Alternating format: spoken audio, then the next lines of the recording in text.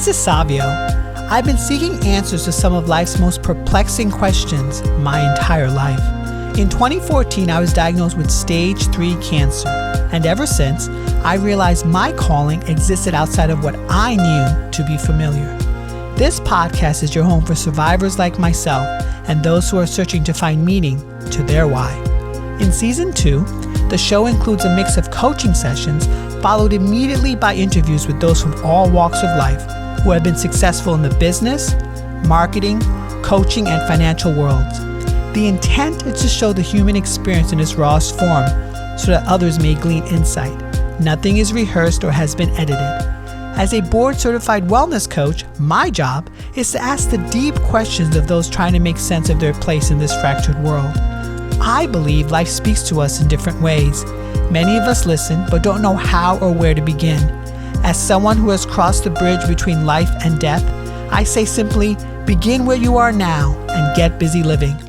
If you liked today's episode, I would appreciate it if you could share it and subscribe. Be sure to tag me at The Human Resolve so I can reciprocate in kind. So without further ado, welcome to the Human Resolve podcast. Teaching at-risk youth how to master their thoughts gives Sharon Valenti a purpose beyond measure. As she turns inwards, however, she realizes there's a lot more work left when it comes to her own self-worth. Through all the pain and all the sorrow, she searches for a way forward. Hi, Sharon. It's good to see you. Hi, good to see you too. How are you? Good. I'm doing well. So what would you like coaching on today? Well, I'd like to explore the thought or feeling of being a fraud, specifically in business. The thought and feeling of being a fraud in business. Am I correct? Yes. So the thought is I'm a fraud, or I feel like a fraud. And the feeling actually is this shrinking inside of me, just the stomach clenches kind of thing when I think about it. So the thought is that, you are a fraud, and then the feeling is that clenching feeling. So What would be a really fantastic outcome for today? To have unerringly know I'm not a fraud in any way, shape, or form, and never have that thought come back again. To know that you are not a fraud and to not have that thought come back again. Correct. Yeah. So this sort of feeling of being a fraud, has it always followed you?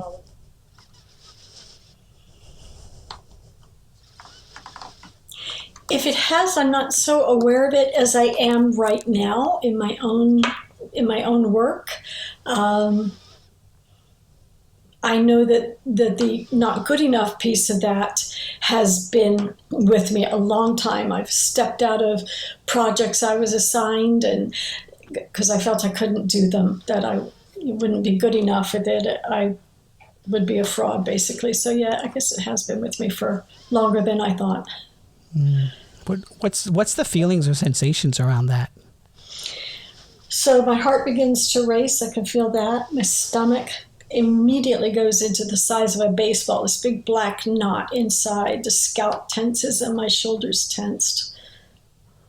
Wow. So stomach and then your shoulders. Do you want to explore this with me? Sure, absolutely. Yeah. Okay. Just want you to get relaxed.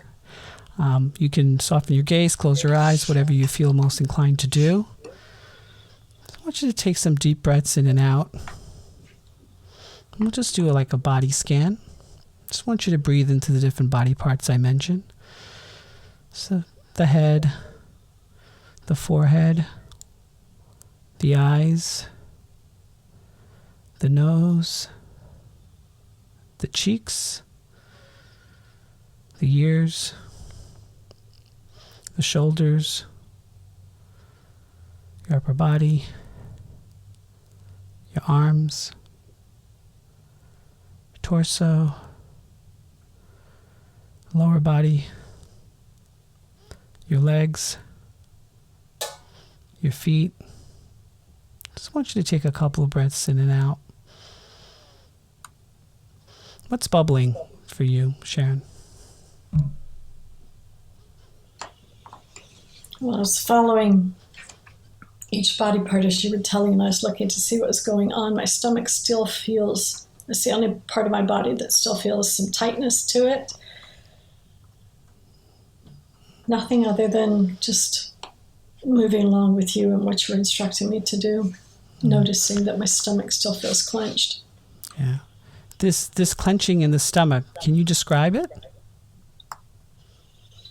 It almost feels like if you were had just washed a towel and you take it and you wring it like you want to get as much water out as possible. It feels like my stomach's being wrung in that way.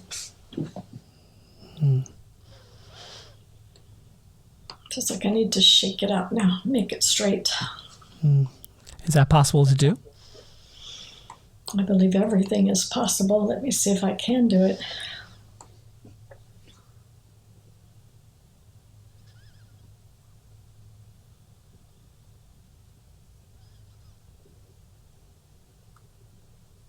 Okay, there's 3 clothespins holding it. There's 3 clothespins holding it. So it was on the lower left side. I pulled it up first to the upper right corner, and then the other 2 corners and pegged those, so they're holding. What if this doubled in size? What would happen?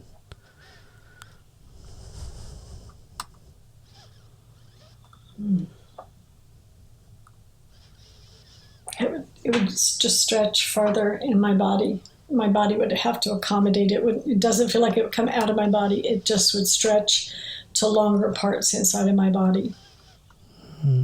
Are the clothes springs strong enough to hold it? I think I'd need to go to tent pegs at that point. 10 pegs. Tent pegs, because I'm visualizing almost a leather chamois and how that gets all soft when it's wet, and then you want to stretch that hide back out, but you need something really strong to hold it. So I'd have to go to something more like a tent peg that would keep it stretched out. Has this sort of feeling been pervasive in different parts of your life throughout the years? Not that exact feeling, but it's always been in my stomach. It's always, if it's not been, actually today, what I'm talking about is new. Before and in the past, it's always felt like a very large black softball, like the size of a softball. And then when I sit and hold it, sometimes it goes red. And then as I just sit with it, it eventually just dissolves. Oh, it dissolves.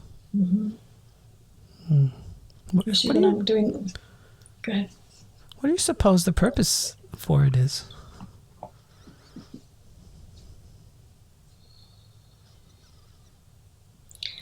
Well, I think that's your solar plexus area. So it's definitely trying to create an awareness in me of what I'm thinking, what I'm believing in that moment.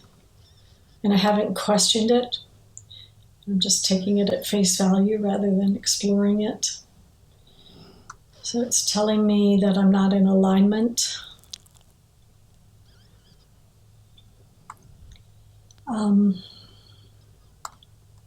More than anything, I need to take a look at what it is that I'm thinking and believing in that moment. To, it's real and it's not true. It's real and it's not true. Right. So the imagery, the feeling it's all real to me, and at the same time, I know that what I'm believing is not true. I'm creating this with my thoughts. So I would need to, that's why I want to go back and look at what I'm thinking, what I'm believing in that moment. And sometimes, like with this particular topic, I'm a fraud, or I feel like a fraud, or people will think I'm a fraud. First of all, I don't know what people will really think of me, but I feel the resistance against that. I feel it's real, and I'm resisting it because it's not true. At some level, I'm very sincere in what I do. It's a great question. So let me think on this for a minute. Yeah, it feels very real because it's causing all this emotion in me, and it's not true. And I need to look at why it's coming up. It's tied in with a whole host of things that I've heard in my younger years of you'll never amount to anything, you'll never be good enough for this, that, and the other. And when I step into what I know feels like my truth, it is my truth, that I'm hearing the echoes of that from my mother. And it's a sticking point. It's still a sticking point. The insignificance and not enoughness is very strong. So it feels like naturally I'm going to feel like a fraud because I've been told that I will never amount to anything. So how can I? I'll be a fraud. What would happen if you tapped into your heart right now? What's it doing?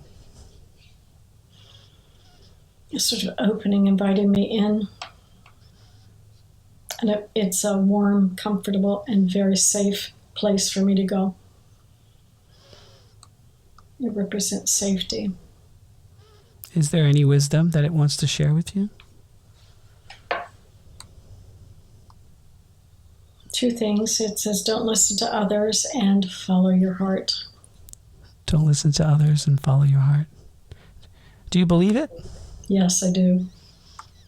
Yeah. Yeah. If you was to resource your head, what's coming up? Ask me that in a different way. I didn't understand.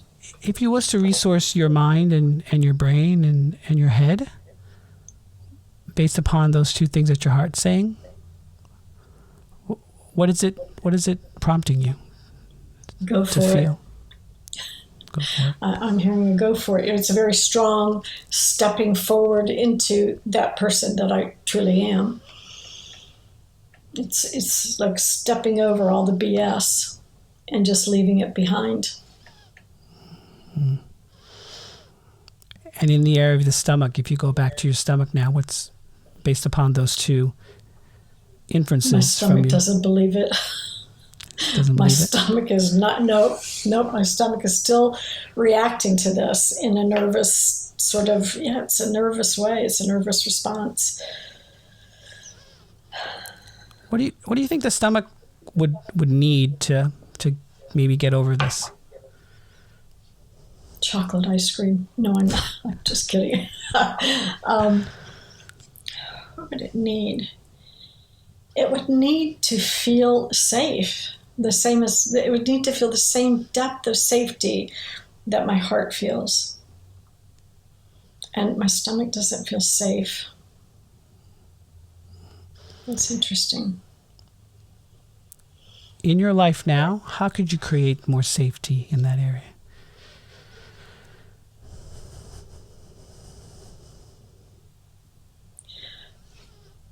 The image that came to mind was one of those thunder blankets for dogs. They put around the dog to help it just not be bothered by anything. So I had a visual of wrapping something like that around my stomach to make it feel safe and in control of itself and not feel threatened at all. So a blanket and feel safe and not threatened at all. Mm-hmm. And if you did those things, how do you suppose it might allow you to move forward? I can already feel it calming down just with that visual and statement. I think it would just align itself with everything else and be one whole, not this out of sorts. It's almost like the spine and a disc pops out. It would go back into alignment and just be in coherence with everything else I want and do. And how do you suppose that this would help you in your life and what you want to sort of achieve and create? Excuse me. I would be even more fearless than I am. I I wouldn't even entertain thoughts of doubt ever. I'd always be in a position of clarity and understanding. This feeling in your stomach, what has it stopped you from doing?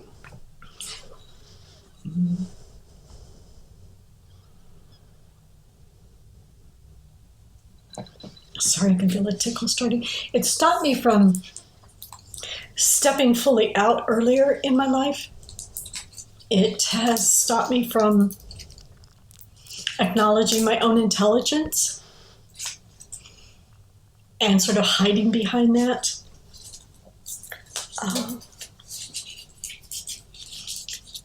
What else has it done? It stopped me from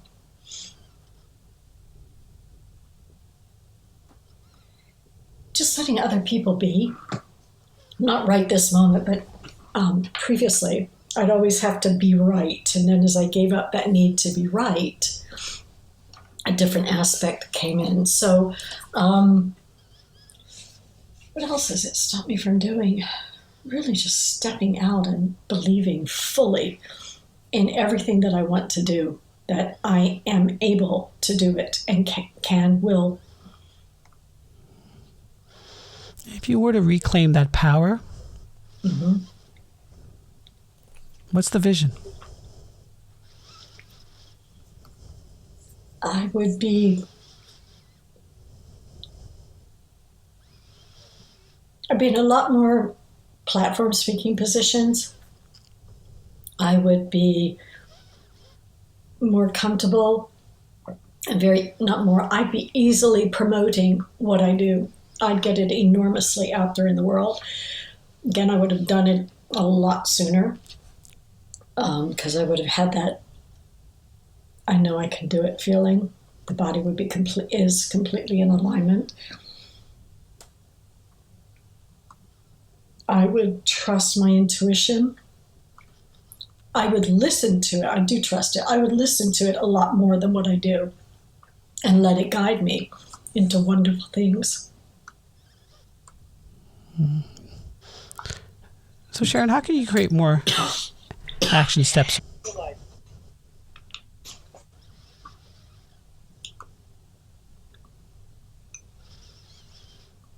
Do it anyway. Whatever my plan is, move through the self-created fear and have a quick conversation with my stomach ahead of time to get its act together, be in alignment. It's safe, even if I had to do the visualization of the warm blanket and comfort blanket around it. And intellectually, I know there's never anything to be afraid of. But those darn underworld thoughts just want to run the life. And I would not listen to those anymore. They've stopped me for too long. I do believe in myself and my abilities, and I would train my body to follow that. Because wherever the mind goes, the body's going to go. And so that includes my stomach. And what about resources? Can you use any resources at your disposal? Excuse me, my husband's a licensed psychologist, so I could certainly use his services. Yeah, I have friends that do similar work to me. I have a wonderful support system around me that we bounce this kind of thing off if we really feel it's a problem. And thank you, because I never really sat and looked at the body recently to see that the stomach is still the problem. Feels good right now. And so how would you hold yourself accountable to sort of move forward? I mean, you described the feeling in the stomach as being something that's been there for a while. So what's the prescription for moving forward?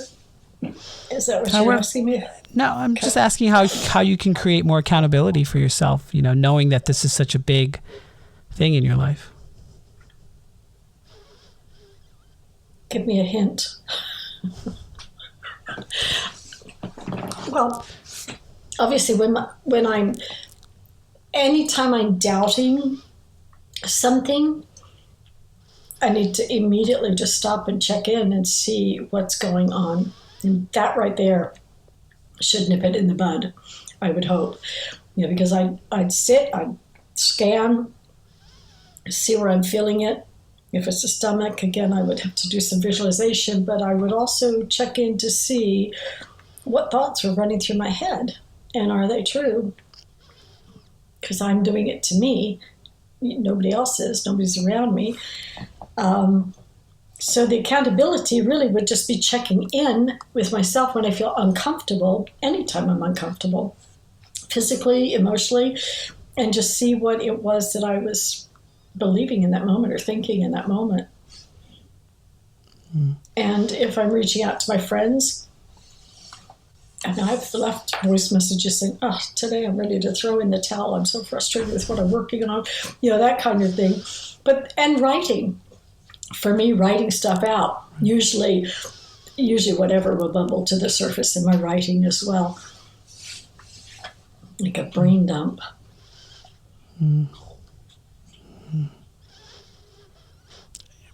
May I offer you a resource if you're open to it? I am open to it. Sure. Have you ever read the book Taming Your Gremlin? No, I haven't. Let me write that down. It's from an author named Rick Carson. He basically speaks to the imposter syndrome. And he just sort of states for himself that he uses taming gremlin fighting methods. So his is different than mine. Mine is from the movie Ghostbusters. I basically zap my gremlin in a box. And sort of the premise or the thought with imposter syndrome is that it never can die. You can only control when it shows up and how it shows up. Thank Just you. wanted to offer that. What's Rick's last name? Carson. Thank you. Taming Your Gremlin. Yeah. Okay. Thank you. Sure. So Sharon, we spoke a lot in the beginning about sort of this feeling of, a very uneasy feeling, and then sort of going into your stomach about, being a fraud. How is this feeling for you now? I feel good. My stomach is fine. I feel the whole body feels good right now. So good. Sorry. And in just what you drew out of me, I feel the internal shift of that too. Talking out loud about what I'm feeling is very helpful because I can see it more clearly when I get it out rather than keep it in. And again, it's that lie against the truth. Intellectually, I certainly know I'm not a fraud. But I keep wanting to tell this lie to myself because I've heard it for so long. And it's perfect practice will make perfect. So I have to keep perfecting the opposite of feeling like a fraud. Yeah. You also mentioned about your mom, which is a touchy subject. Is there any way you can resolve those feelings somehow? I've done quite a bit of work around both of my parents, and I'm able to see my mother in my mind's eye and feel absolute compassion for her. And as I moved out of my self-centeredness and I started looking more at little bits and pieces she told me over her life, when I sat with it, I was able to have this compassion because she was telling me in all her little ways what an unhappy childhood she had. And her parenting style, her abuse and all that fun stuff, I can only imagine was her way of expressing all her hurt feelings. Does that mean that she doesn't love me? I don't know, and it doesn't matter. What I do know is everybody in every given moment, in every second, is doing the best they can. The next second, they might do something wicked, and then the moment after that, regret it. But in that mindset that we're in that moment, that is the best. So I've looked at both of them, and I'm not one to use forgiveness, simply, and I'd like to explain that if I may, I'd rather go into acceptance, because then I can say, okay, accept that's who you are, accept that's what you did.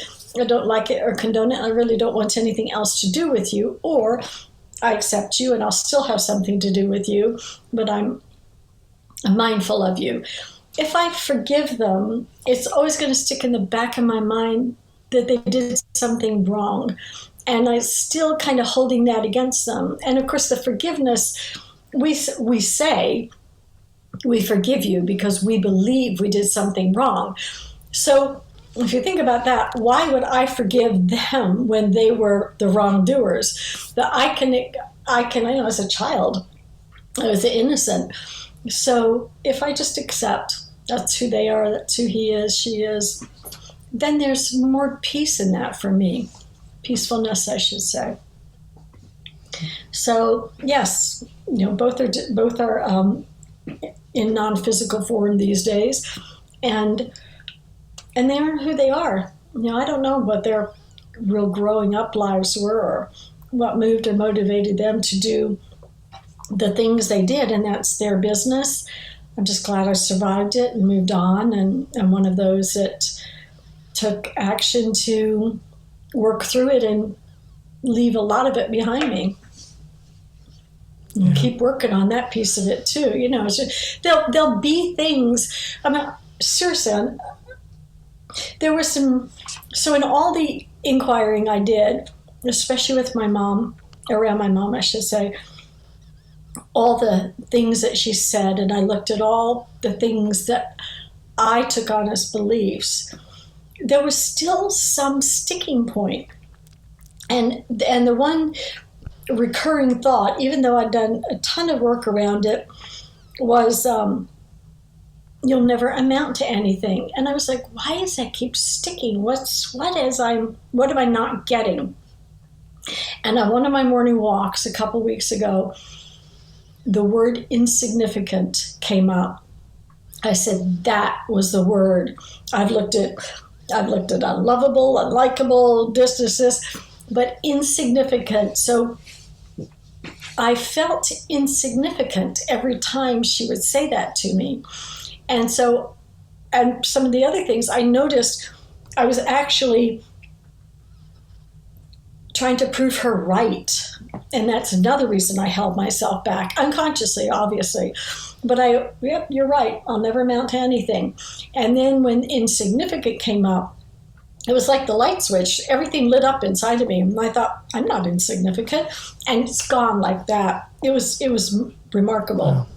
Truly. But it took a long time for that word to surface, and I just knew right away that was my sticking point there. And it's gone. Completely gone. Wow. So I'm free. Wow. So if this was a book, what would you title this new chapter of yours? All we've spoken about, or the moving forward part of it? All of it, Sharon. All of it. This is life. This is life. Yeah. Because I'm not exclusive in the things that my parents did to me. It was almost like a generational thing. We all heard the same. Children should be seen and not heard, and do you think money grows on trees? And which it actually does, because it's made of paper and trees, so they got that one wrong. But we all heard things that took root in us at whatever belief we garnered with it. And this is life, and how we choose to handle it. We can remain a victim for all of our life, or we can move ourselves beyond that. It's a choice. It's a choice to stay a victim or set yourself free. And once upon a time, I didn't believe that statement. I thought, oh, woe is me. Murphy's Law. We all say, Murphy's Law. I hate Murphy's Law.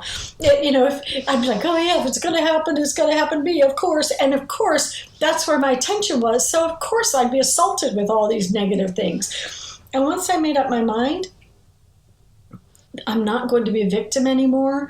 I wasn't exactly sure how I was going to get myself out of it, but I did notice the right book, the right person, the right YouTube, something came along that created these little oh, look at that Wayne Dyer. some of his books, and it was like, and Louise Hay, and I'd be like, oh, I never thought about it like that, all that mirror work that Louise Hay talks about. I'd look in that mirror and I'd be, I love you. Oh my God, look at those wrinkles, But that's what the mirror work is for.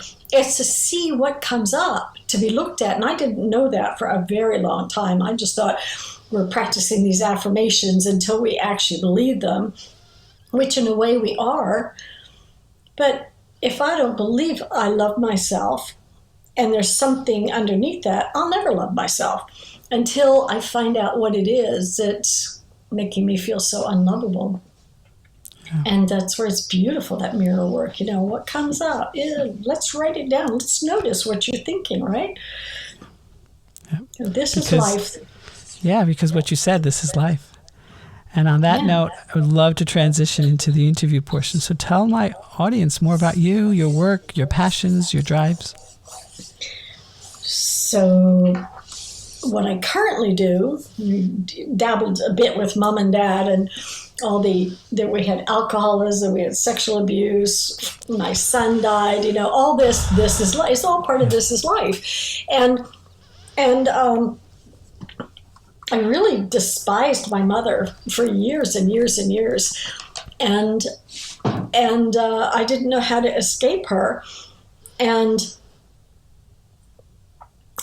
then as time went on and moved into adulthood, and that moment I chose not to be a victim, everything I needed came to me to help me move beyond that.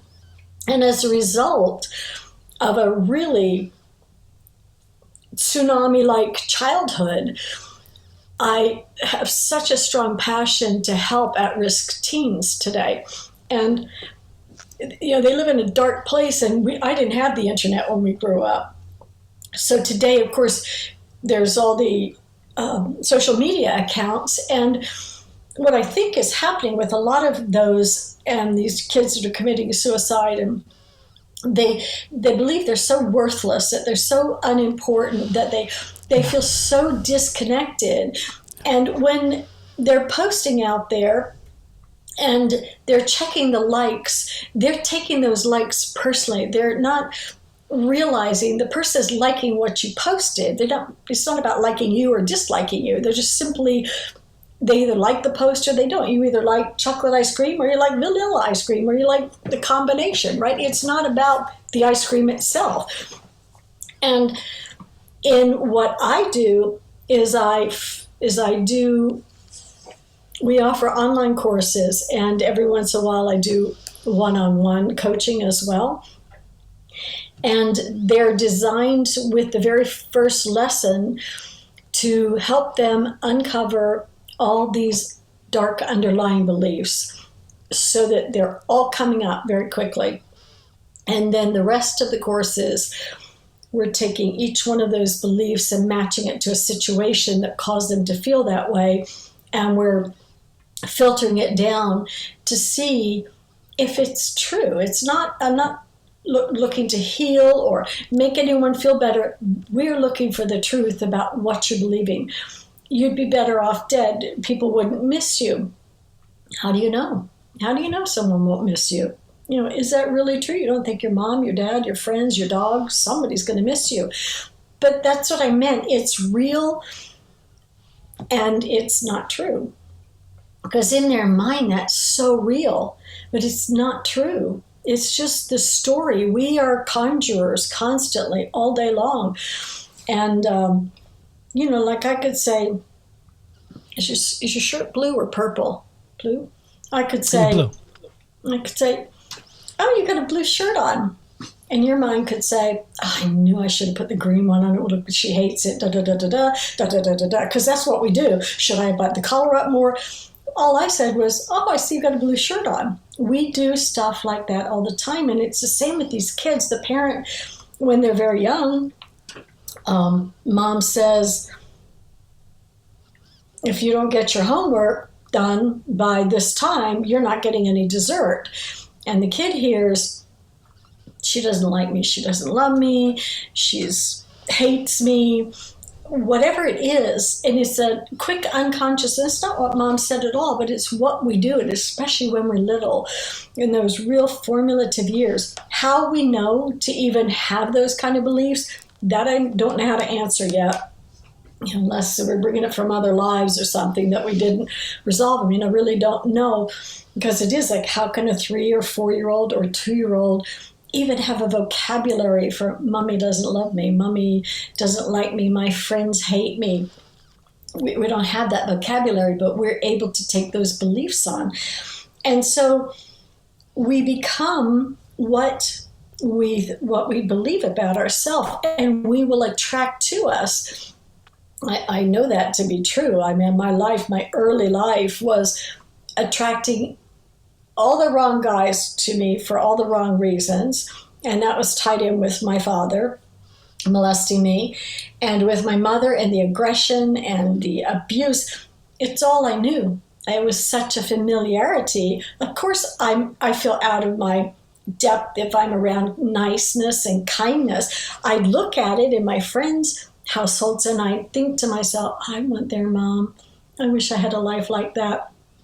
And I'd be thinking more about my own household. So I just kept attracting that. Moved out of my parents' house, attracted aggressive female friends, violent male friends, until that day I said, I'm not going to be a victim anymore. And so having been through that, it's my purpose, my mission, my goal, my passion to help the young teens now, before they have to become 50 or 60 or 70, before they start changing them. And while they have a chance now to break these patterns and cycles and exchange them for new ones, it's possible. But they have to hurt enough or want it enough, but not to the point of, I'm going to kill myself and go through with it. I know many of them have that thought.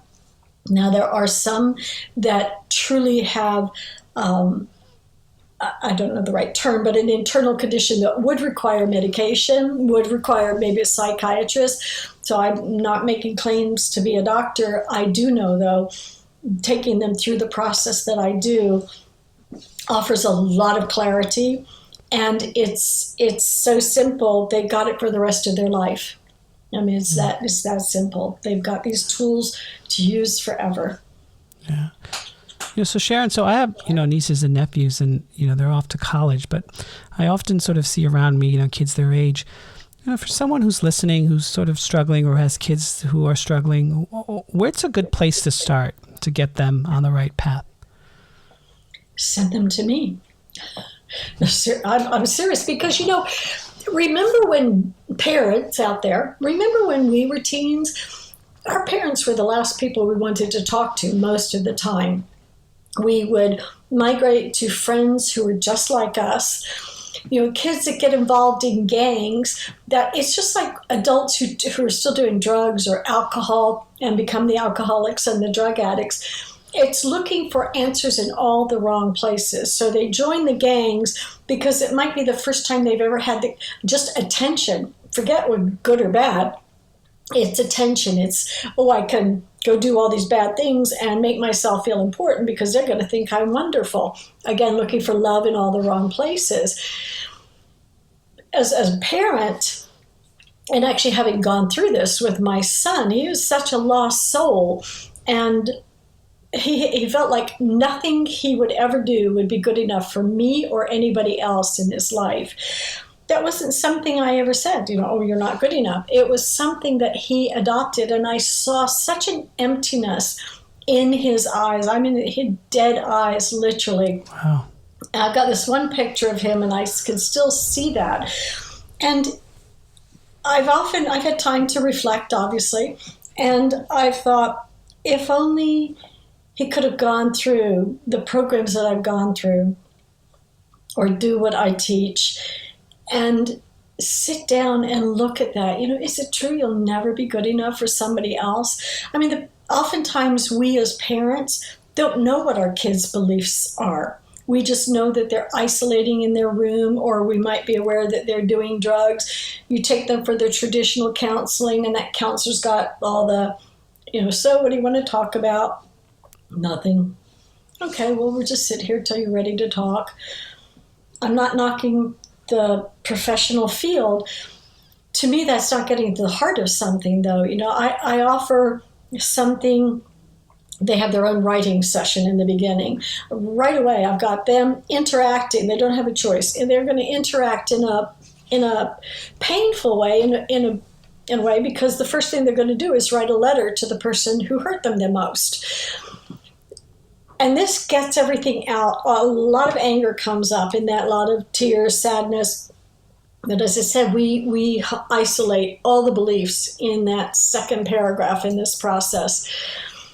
A parent can't get their kid to do that. The kids feel frightened of the parent. They're going to get in trouble, or the parent's going to hold it against them in some way, or they're going to tell somebody else about it. And while we love our parents, they're not the ones who really can help us with our problems. So for a parent, certainly try traditional counseling if you think that's the route you want to go. Some parents nowadays are into very homeopathic kinds of ways. I've had a very close friend who went that route, and her one son was that close to committing suicide, and he told her, and it was like, he needs some other kind of medication that will stabilize him right now, because if you have untreated long-term depression, it will become a permanent thing. Nobody wants to think that there's something wrong with them. Even adults, oh my God, I got to take blood pressure. Maybe I get my blood pressure. So, we can't. It's hard for people to acknowledge. That's why in the 12-step programs, they say, one day at a time, just for today. And so with these kids they're already feeling so crappy about themselves. Now I got to slap another label on me. I have mental illness. I hate that word personally.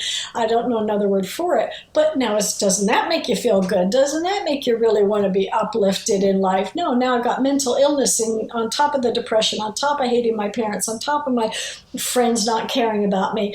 So just by helping them identify the different situations that are creating this thought, and going through the process of, let's find out if they're true, applying them against some questions, and helping them see, I'm the one who's saying, I'm not good enough. I am the one, my mom said it one time, or the friend said it one time. I said it 1,000 times, right? We do that. We repeat things over and over and over. We are doing it to ourselves.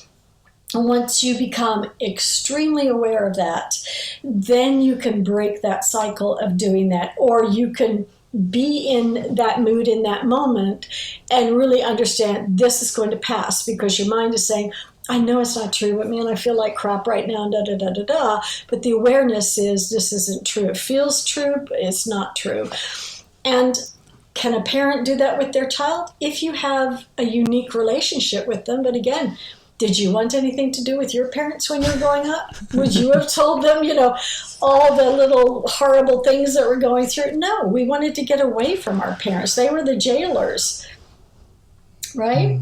Yeah. My mom, I'm sorry, go ahead. No, go ahead. Well, I had things like, my mother was extremely old-fashioned. In addition, I was not allowed to wear makeup until I was 21 years old. Here's all my friends like cool and not Sharon, And she said, why would I ever go to my mother and talk to her? She didn't understand. Yeah. So for this work, where do you see it going? Like, what are your goals and aspirations with it? So because my focus now really is the at-risk youth, and of course I'm talking to the parents, marketing to them because many of them are at wit's ends, and get them at least the foundation of this started. I'd like to go into schools, and I'd like to see if I could get into that one where it's not a proper class. I'm sorry, I'm blanking out. Oh, yes.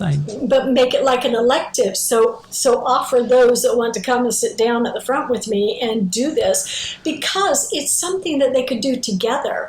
If they can feel comfortable about displaying their emotions, they can help one another. They can facilitate one another. I'd like to get out there and be on platforms sharing this. I'd love to be on Mind Valley one day and really show how simple this is, give demonstrations of it around wherever I can so that everybody can experience it now. And I have a phenomenal gal who's doing social media who has been through all of this, so she totally relates to it. So she's absolutely putting the right things out there and then advertising wherever it takes me. That's awesome. That's such a great, vision and aspiration for the future. So Thank you. I absolutely loved our conversation today. Can you tell my audience where they can find you on the internet? Certainly. We have two websites, blueprintforstressrelease.com and an easier one to remember, isittrue.com, isittrue.com. And if you'd like one-on-one call with me to do a little more understanding or questions that you might have, reach out at info@isittrue.com. Wonderful. Well, thank you, Sharon. I really appreciated our time today. I really, really appreciate it. Me too. Thank you very much for giving me this opportunity. I hope your listeners got something out of it. Thank you. Thank you.